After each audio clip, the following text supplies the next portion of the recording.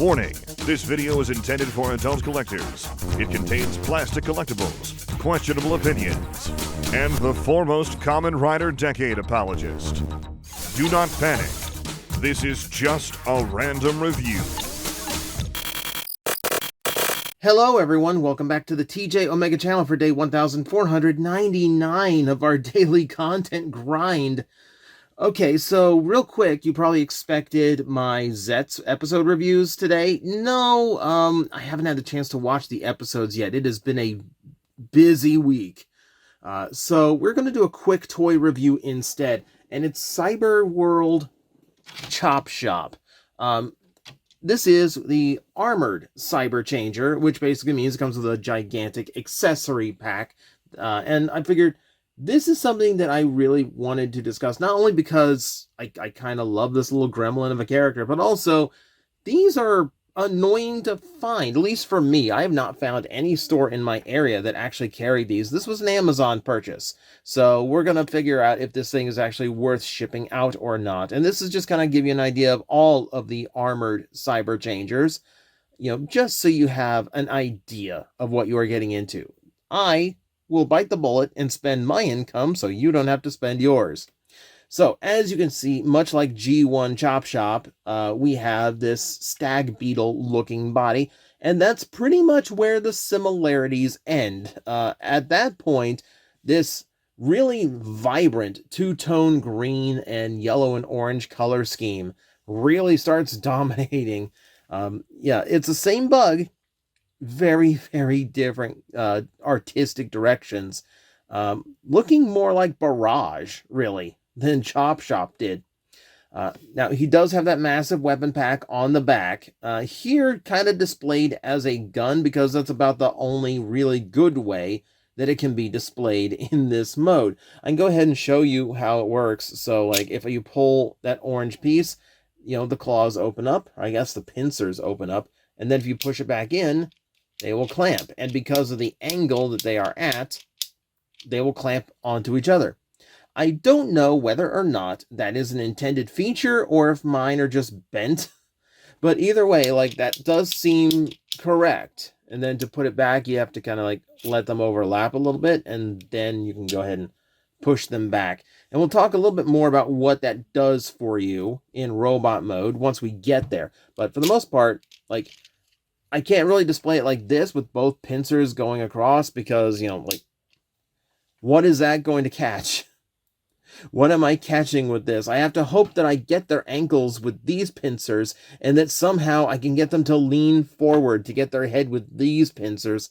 It's not the best 1-2 combination attack, though I will admit the sword blade sticking out of it is going to add to the punch. So I think it works best as a back-mounted gun, in which case it is a massive, massive back-mounted gun. But this is basically what you're into when it comes to the armored cyber changers. They are not armored. They are armed. They are heavily armed in that their weapons are very heavy. Something else we will talk about here in a minute. Without that, though, it does just look like, you know, your standard mechanical beetle. The yellow stripe down the back to break up the green on the shell looks nice. Actually works to also convey that those shells might open up to have actual wings. You could also infer the hinges of that function there on those yellow painted pieces. Even if it doesn't actually work that way, it's nice to see that they've added in the designs to make it work that way should you choose. 6 legs for which to stand on. These are hard molded in because they are part of his arm. And then these are on a peg and are pinned in by pressing them inward. So these are locked pretty tight, and that does mean it does stand up very well on its legs. So I will give it that. And as we know from the Beast Wars fans, that is, you know, a blessing when they can do that. Yeah, and beyond that, yeah, you can see the usual stuff with the Cyberworld toys. Since we know where the feet are going to go, it's just kind of flat butt look. Yeah, not too bad. It's very, very Beast Wars Insecticon, now that I think of it.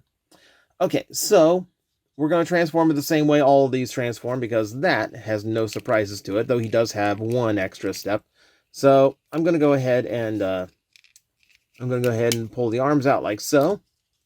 Those will have to be pulled out like that in order to make the automorph work, just so you know. Yep, make sure the legs are unpegged and ready to do this. And then let's just unfold the whole toy. Come on. The transformation, like the hinge up for like automorphing this guy is a little bit more stubborn than the others I've found. It's not quite as smooth, and I don't know if that's just something a little bit amiss in mine, or if that is just his particular function. But just like the others, all you're really doing on transformation is loosening it up a little bit, and then just letting the automorph do the rest of the work. That said, these legs, you can kind of like swing up like so and get them out of the way. There we go. So yeah, that is the transformation. Nothing thrilling. I know. Amazing toys they are making these days for kids. I can't knock it really, because they seem to have sold well. Like, outside of like the Scorponok that nobody's buying for $60. The Cyber Changers are usually a thin peg when I go to the stores. I have not seen any of the armored ones, so either they've sold well or they're just not getting them in. The Grimlocks are all sold out at my stores. Like, yeah, like there's actually some merit to this, I guess. But yeah, Chop Shop actually looking pretty good here.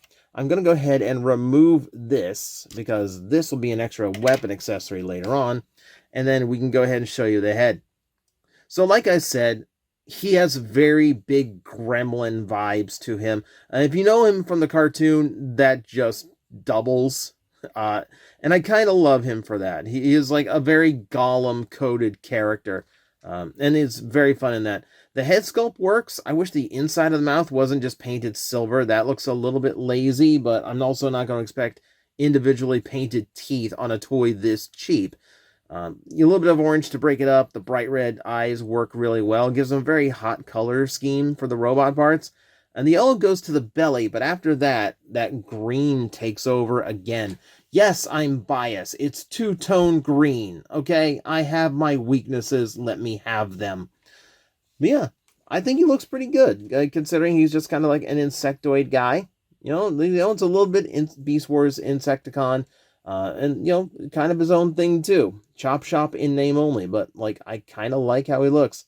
Now, when it comes to these bug legs here, these are just 5mm pegged in. So if you don't like all those bug legs hanging around, you can just relocate these to his back, like so. There you go. And this is usually how I prefer to keep him on display. Not only because it relocates a little bit of weight to his back, that will be important later on, but also just cleans up the robot just a little bit. So I like that. Now, articulation-wise, absolutely no different. You have a ball-jointed shoulder, you have a ball-jointed hip, and then you have a knee. So 6-point articulation. It's a little kid's toy. I think some were hoping that with the higher price point, these armored Cyber Changers would actually be, a little bit different. But no. They are the same size as the normal Cyber Changers. This is super weird, by the way, because in the show, like, that's more like the size scaling between these two. But it does, it just means, like, yeah, you're paying $5 extra to get one big gimmicky accessory, and that's not the best feeling, honestly. Let's talk accessories here really quick. So, yeah, you can actually plug that claw, not the claw, but like you can plug those pincers in, and now it is a claw weapon, tuning fork weapon, whatever your imagination wants.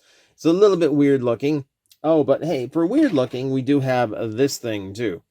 So, you can just plug it into his hand if the bug leg wasn't in the way.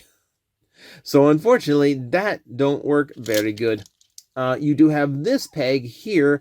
That could work better. But, again, the bug leg is not going to get in the way quite as much there, but it's also a little bit of a shallow connection. All right, so if you do want to work it that way, you can. There we go. Open that up. So you can use it this way. If you want to try to finagle some kind of, weird triple point melee weapon kind of thing out of this, I mean, the sword blade's there. You might as well use it, right?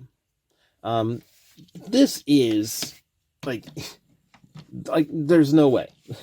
Like okay. Like I have to like arch his back all the way back, and then we'll move his arm back too, just to redistribute some weight.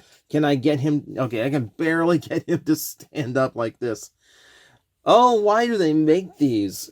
Oh my god! Like I understand, like you wanted to make them big enough to make sure the gimmick works. That was the problem with Cyberverse. Those gimmick toys just didn't work at that price point. But please, something, anything. There's also a 5mm on the end, so I can also wield this as some gigantic Fortnite weapon. I don't know what it's supposed to be in this mode. It's some weird bug trident with like an engine block in the middle. I don't know. It's a little bit weird. I guess if I fold it back, I can literally go Fortnite and pretend that it's just some really awkward pickaxe. Maybe? Maybe? I don't know. It's goofy, but like it's your own imagination how to use it. I'm more annoyed. I am more annoyed that this cannot peg in like this, so I can use it as some gigantic gun. Like that would be a little bit more fun. If you do need a little bit more play value, like if you want more guns on him, obviously the 2 5mm pegs here in the back work. That socket works. The leg sockets work if you take those out, and he has extra sockets down here. So, yeah, you have options. You have options. Big swinging hammer now, I guess. But, yeah, that's Chop Shop in a nutshell. They aren't any better than the normal Cyber Changers figure-wise. They just come with a big gimmick. And I really wish it was a little bit more interesting than that. But what can I expect out of a cheap kids line? I still think the toy itself is pretty charming, and I do like the overall look of it, so it's not a regret purchase. Frankly, I do fiddle with this one on my desk from time to time still, and I've had him for a few weeks now. But that said, I have this guy nearby, because I was finally getting my deluxe Insecticons together, so I thought, let's do a size comparison, and who better than the original, the OG. So, there you go. If you were curious about the armored Cyber Changers, whether your store isn't stocking them, or whether you just want to know if they're any better than the Cyber Changers, yes and no. Now you know. So, that's what I got for you today.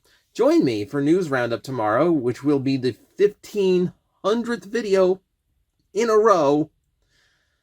I need a vacation. But we don't get one yet. So, until then, thank you very much for watching. I will see you next time. Hello everyone, I am Astral Agent Magnetar, a Tokusatsu VTuber, and I am streaming 4 times a week over on Twitch, Monday, Tuesday, and Wednesday afternoons, and a special late night one on late Friday/early Saturday. So come watch, come hang out, and let's make an impact together.